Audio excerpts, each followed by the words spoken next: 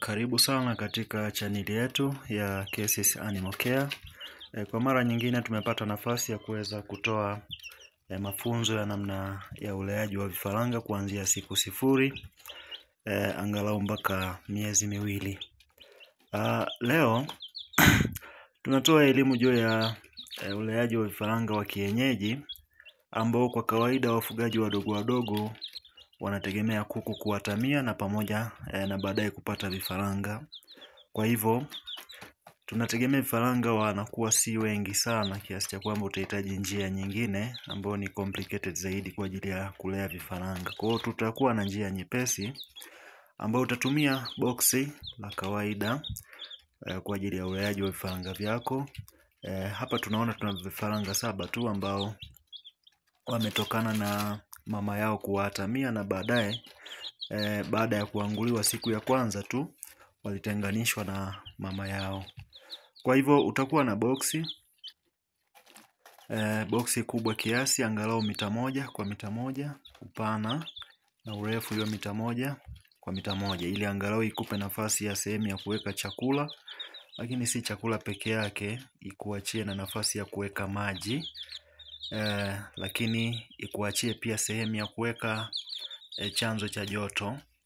Kama hivi mimi nimetumia balbu ya pikipiki, nafikiri kama si balbu ya mbele basi ya nyuma. Ni balbu ambazo huwa zina tabia ya kutengeneza joto zuri sana kwa ajili ya vifaranga wachache. Lakini licha ya kwamba zinatengeneza joto, lakini pia zinatumia umeme mdogo sana ukilinganisha na zile balbu za kawaida zinazotumia umeme wa kawaida wa voti 210, 110 hapo. Kwa hiyo hii itatumia umeme wa voti 12, ambapo utaweza kutumia adapter ya kawaida tu ambayo inachukua umeme wa voti huo wa kawaida kubadilisha kuwa umeme wa DC, yani wenye mkondo wa chanya na hasi. Na hivyo balbu tuliyoitumia ina wati 30 around 30 na 30, 31, 32 hapo, si nyingi sana. Lakini kumbe tungetumia ile balbu nyingine ya umeme wa kawaida, ina balbu ina wati 100, kitu ambacho kidogo kwenye upande wa umeme inakuwa ni hasara. Kwa sababu vifaranga ni vichache, basi tunahitaji kupunguza angalau matumizi kiasi ya umeme. Kwa tunategemea hii balbu haitamaliza umeme sana kama vile balbu nyingine zingeweza kumaliza umeme. Kwa mambo ya msingi ya kuzingatia, jambo la kwanza ni joto. Uleaji wa vifaranga kuanzia siku sifuri, jambo la muhimu sana ni joto linalotakiwa kwa ajili ya ukuaji wa vifaranga. Mara nyingi sana vifaranga vikiwa eneo la baridi huwa havina uwezo wa kusurvive kwa muda mrefu. Kwa hiyo joto ni kitu muhimu sana ili kutengeneza uhai wa vifaranga kwa muda mrefu. Na jambo jingine, kuwe na chakula standard ambacho kimepimwa na kina viwango kwa ajili ya ulishaji wa vifaranga. Kwa mimi nimeanza na chakula cha wanakiita starter feed. Kwa hivyo vifaranga watakula chakula hiki kwa angalau mwezi mmoja, miezi miwili hapo. Angalau nitakuwa na uhakika kwamba vifaranga wangu sasa ni wakubwa, wana uwezo wa kujitegemea wenyewe. Lakini jambo jingine ni maji. Zingatia maji safi na maji ambayo yatakuwa hayana possibility kubwa ya kuchafuliwa na vifaranga wenyewe. Kwa hakikisha vifaranga wanapokunywa hawaingii ndani ya maji wala hawatakanyaga ndani ya maji. Wanaweza kuweka vinyesi vyao humo na mwisho wa siku wakapata changamoto za matumbo. Lakini baada ya hapa, baada ya vifaranga hivi kuanguliwa na kuwa humu na kufurahia maisha yao kwenye boksi hili, bila chanjo bado utakuwa hujafanya kitu. Kwa tunachotegemea pia, baada ya kuanguliwa tu zikipita siku 7, basi uweze kuchanja chanjo ya mdondo, wengine wanasema kideri, lakini mara moja nimesikia watu wanasema Newcastle. Hii ni chanjo kwa ajili ya kideri.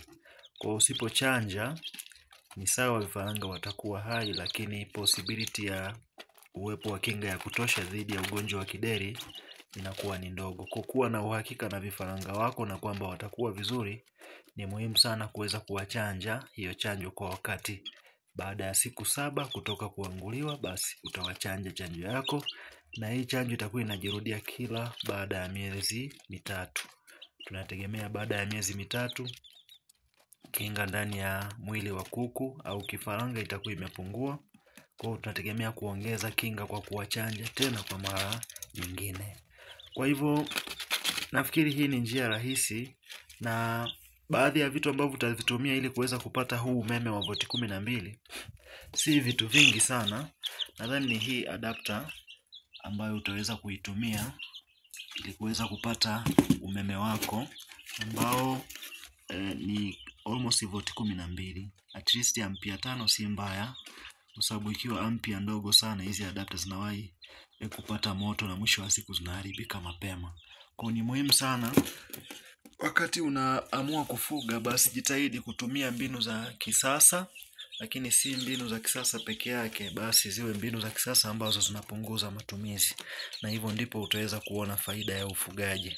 Kuna matumaini hawa vifaranga kwa sasa wana siku ya 4.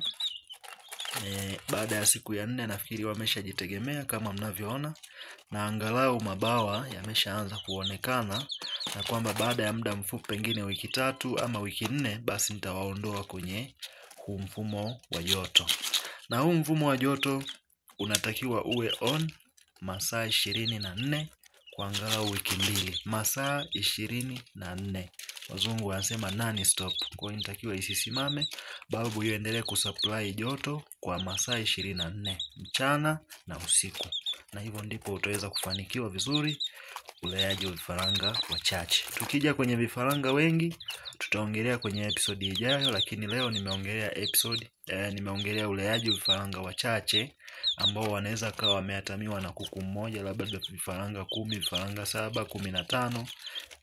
At least kwamba unaweza kutumia njia ya kisasa lakini isiyo na gharama kubwa ambao haitakugharimu sana. Asante, nafikiri kila mtu ameelewa, na tunawakaribisha tena kuendelea kuangalia na kujifunza katika chaneli yetu. Tunaendelea kuweka video tofauti tofauti kwa elimu za ufugaji wa kuku na wanyama wengine. Karibuni sana. Sisi ni Kesis Animal Care. Karibu sana kwa kusubscribe pamoja na kulike ili tuwe pamoja, tuinuke pamoja, tukue pamoja. Asante, niwatakie wakati mwema.